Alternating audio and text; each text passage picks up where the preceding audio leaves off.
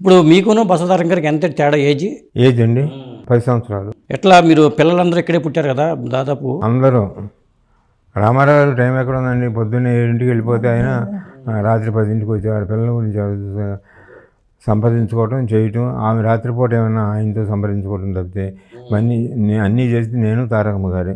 వాళ్ళు ఎక్కడ అడ్మిషన్స్ కానీ ఇంకోటి కానీ స్కూల్లో చేర్పించడం కానీ పిల్లల్ని.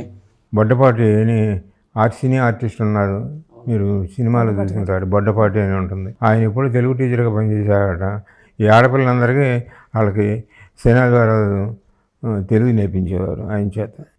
భువనమ్మ కానీ భువనేశ్వరి కానీ పురంధరేశ్వరి కానీ వీళ్ళంతా. అది పిల్లలందరూ మేనమామ అంటేనే అపేక్ష ఉంటుంది కదా. ఎంతంటే మా ఇంటికి వెళదామంటే ఒక రోజున అది లక్ష్మక్క గారి ఇల్లు కదా అని అడిగింది మా మేనవాడు. అంటే వీళ్ళు లేచేటప్పుడు కనపడేవాడిని, పడుకునేటప్పుడు ఇక్కడ కనపడేవాడిని. మా ఇంటికి వెళదామని ఒకనాడు కారులు తీస్తే అది లక్ష్మక్క గారి ఇల్లు కదా అని నన్ను. అంటే నేను ఇంట్లోనే ఉంటాను, అంత ఇదిగా ఉండేవాళ్ళు.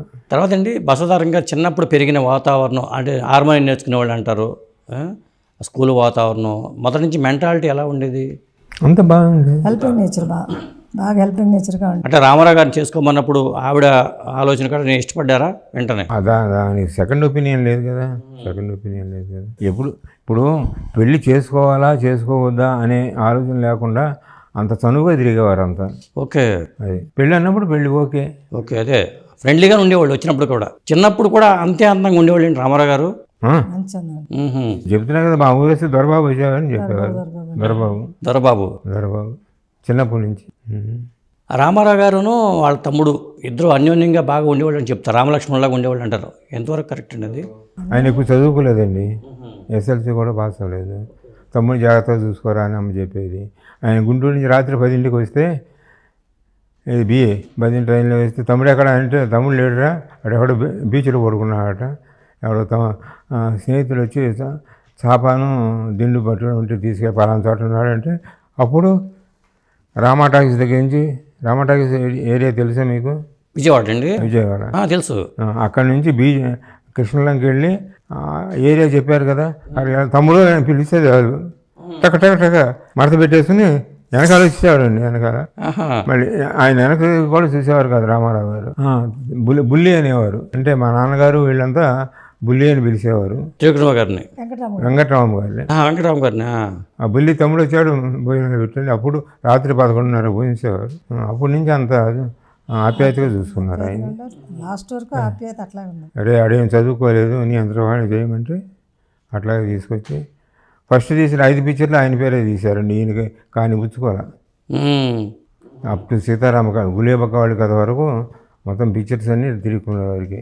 అదే ఇంకొకటి అండి, ఆయన ఉద్యోగానికి సెలవు పెట్టి వచ్చారా లేకపోతే వదిలేసుకొని జాబ్ రిజైన్ చేసి వచ్చారా ఇండస్ట్రీకి? సెలవు పెట్టే వచ్చారు. ఎన్టీ రామారావు రావంగానే ఈ మున్సబుల్ని కట్టడాల మీద ఎన్టీ రామారావు గారు సీఎం అవ్వగానే మున్సబుల్ని కట్టడాలని తీసేయటం అనేది ఏమనిపించేది? ఇప్పటికే మున్సబ్ గారు అయిపోయింది కదా, అప్పటికి తీసేశారు. అప్పటికే అయిపోయింది. అదే మండలాలు చేసినాయి కదా. సాధారణంగా మున్సబ్ అంటే మరి అప్పుడు ఆ కాలంలో మున్సబ్ ఉండేది. మున్సబ్ అంటే భయపడిపోయాడు అందరూ.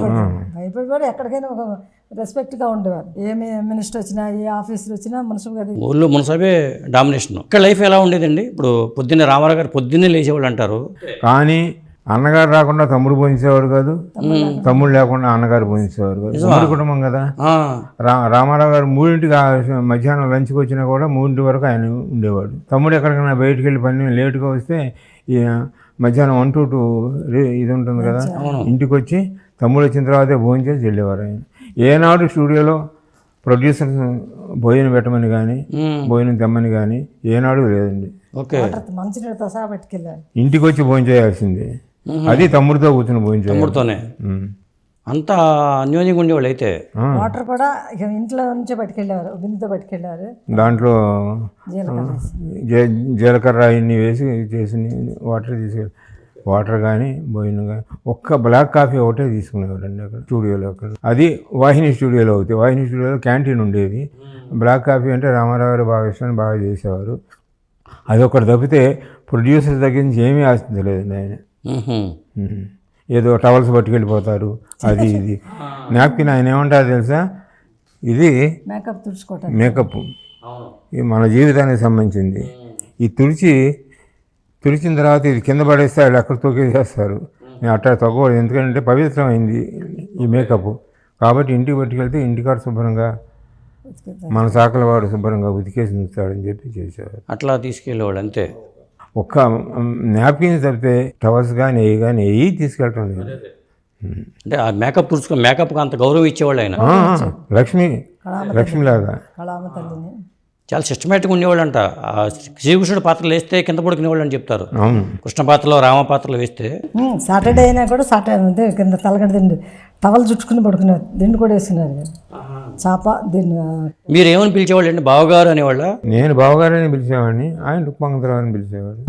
అని పిలిచారు పెద్ద కాకెత్తారు. శ్రీకుమార్ కూడా అట్లా పిలిచేవారు. పైగా బంధువులే కదా మీకు చిన్నప్పటి నుంచి. చిన్నప్పటి నుంచేనండి.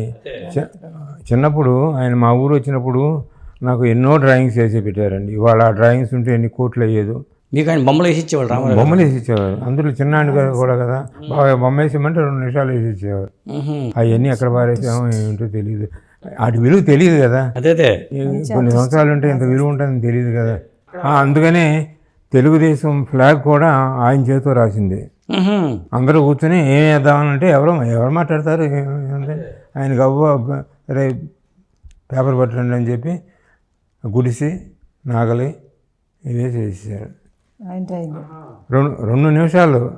అదే ఆయనకి Andhra Pradesh amateurs artist association drawing competition వచ్చిందండి. ఓకే. అందరూ తీసుకెళ్ళి నెల రోజుల నుంచి 15 రోజుల నుంచి అంతా ట్రై చేసి అంతా చేశారు. వీళ్ళ ఫ్రెండ్స్ వచ్చేవరే నువ్వు వేయరా రామారావు అని చెప్తే అప్పటికప్పుడు గీసి వెళ్తే ఫస్ట్ ప్రైజ్ వచ్చింది దానికి. ఎప్పుడు చదువుకునేటప్పుడు అండి? సూరన్ అని ఆర్ట్ డైరెక్టర్ ఉండేవారు. ఆయన కూడా కాంటెంపరీ ఆయన. మంచి ఆర్టిస్ట్.